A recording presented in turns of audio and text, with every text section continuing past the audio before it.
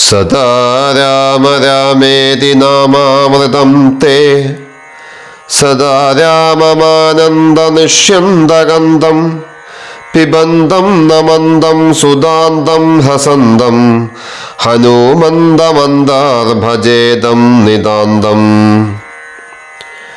രാമായണം ജീവാമൃതം കർക്കടകം 14.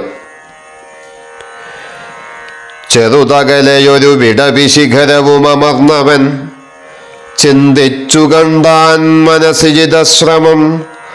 പരപുരിയിലൊരു നൃപതി കാര്യാർത്ഥമായതി പാടവമുള്ളൊരു ദൂതം നിയോഗിച്ചാൽ സ്വയം അതിനൊരഴി നിലയൊഴിഞ്ഞു സാധിച്ചത സ്വസ്വാമി കാര്യത്തിനന്തരമെന്നിയെ.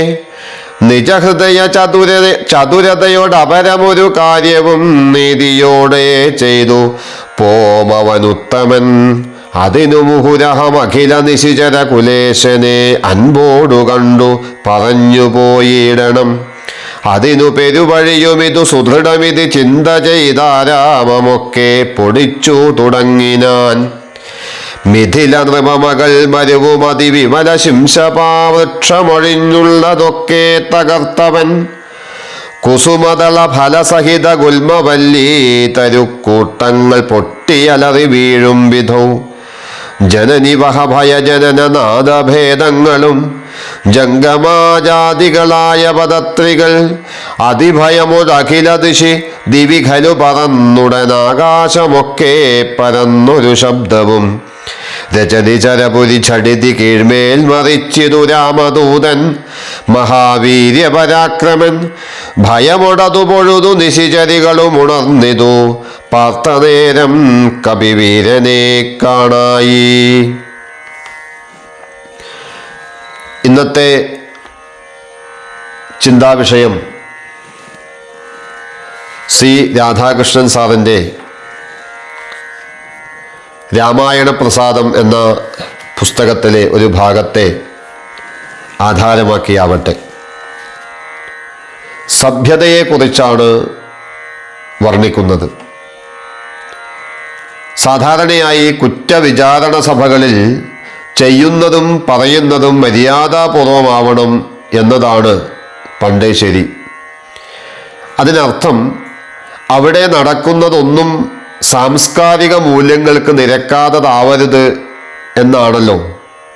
പക്ഷേ അധികാരസഭകളിൽ മര്യാദ എന്നാൽ എന്താണ് എന്ന് ചോദിച്ചാൽ മറ്റൊന്നുമല്ല, പരമാധികാരിയുടെ ഇഷ്ടം എന്നു തന്നെ. അദ്ദേഹം മര്യാദക്കാരനാണെങ്കിൽ സഭയിൽ മര്യാദയുണ്ടാവും, ഇല്ലെങ്കിൽ മര്യാദ കേടും. കടൽ ചാടിക്കടന്ന് ലങ്കയിൽ ചെല്ലുന്ന ഹനുമാൻ തൻ്റെ ദൗത്യം പൂർത്തീകരിച്ചതിന് ശേഷം അല്പം തന്നിഷ്ടവും കാണിച്ചു.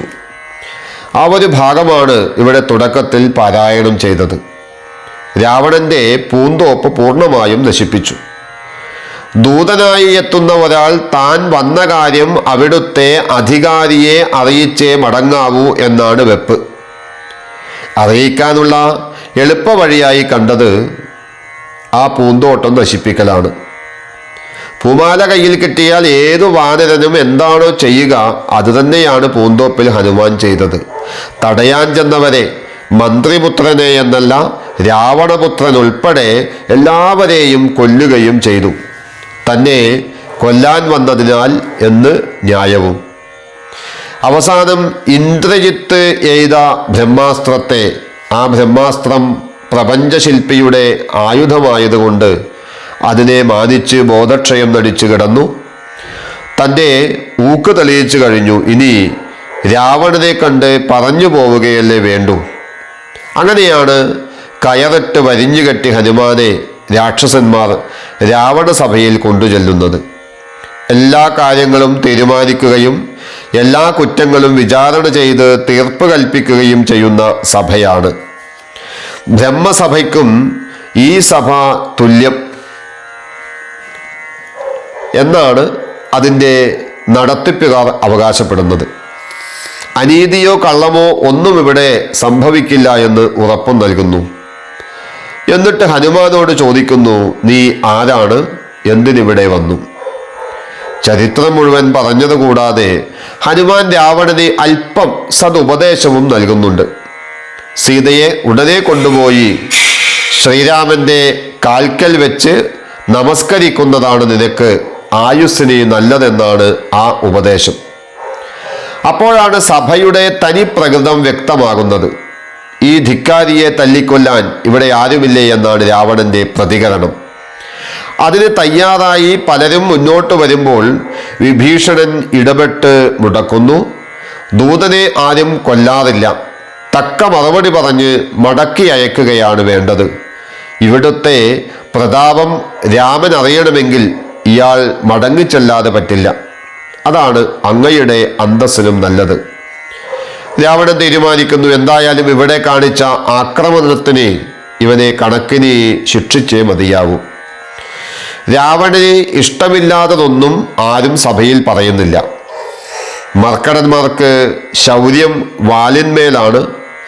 അതുകൊണ്ട് തന്നെ ആ വാലിൽ എണ്ണ തുണി ചുറ്റിക്കെട്ടി തീ കൊളുത്തി ആ ഹനുമാനെ പറഞ്ഞയക്കുന്നു. അവൻ്റെ യഥേഷ്ടം പോകട്ടെ.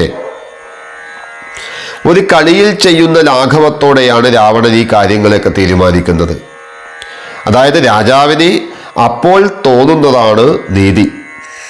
ആധുനിക കാല സഭകളിൽ പോലും മുറ ജനായത്തമായിരുന്നിട്ടും ഭൂരിപക്ഷത്തിൻ്റെ ഇത്തരത്തിലുള്ള എതിർപ്പുകളെ നിലംപരിശാക്കുകയാണ് പലപ്പോഴും പതിവ്.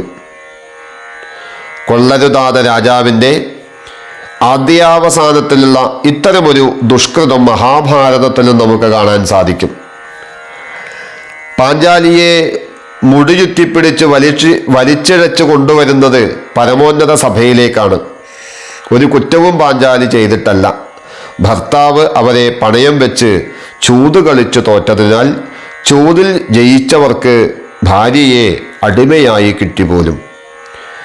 ഭീഷ്മദ്രോണാദികൾ ഉൾപ്പെടെ എല്ലാ മഹാരഥന്മാരും നിരന്നിരിക്കുന്ന സഭയാണ്. എല്ലാവരോടുമായി പാഞ്ചാലി ചോദിക്കുന്നു, എന്നോട് ഇവർ ചെയ്തത് ശരിയാണോ? ആരും ഒരക്ഷരം പറയുന്നില്ല. കാരണം അവിടെയുള്ള എല്ലാവരും രാജാവിൻ്റെ സാഹായം പറ്റുന്നവരാണ്. അപ്പോഴാണ് പാഞ്ചാലി മാരകമായ ആ ശപഥം ചെയ്യുന്നത്. എൻ്റെ ഈ വലിച്ചഴിച്ച മുടി ഇനി വാരിക്കെട്ടുന്നത് ദുര്യോധനൻ്റെ ഹൃദയരക്തം പുരട്ടിയിട്ടേ ഉള്ളൂ. അങ്ങനെയാണ് സർവനാശകരമായ മഹാഭാരത യുദ്ധം ഉണ്ടാകുമെന്ന് തീർച്ചയായത്. അപ്പം ഏതൊരു സഭയുടെയും സഭ്യത നഷ്ടപ്പെട്ടു കഴിഞ്ഞാൽ ഭവിഷ്യത്ത് ഇതാണ്. അവിടെ പരസ്പരം പോരടിക്കുകയും സമാധാനം നഷ്ടപ്പെടുകയും നീതി നഷ്ടപ്പെടുകയുമൊക്കെ ചെയ്യുന്നു. അതുകൊണ്ട് നല്ല ഭരണം കാഴ്ചവെക്കാൻ ആഗ്രഹിക്കുന്ന ഭരണാധികാരികൾ ഇതിഹാസങ്ങൾ മനസ്സിരുത്തി വായിച്ചാൽ അവർക്കും നല്ലത്, നമ്മുടെ നാടിനും നല്ലത്.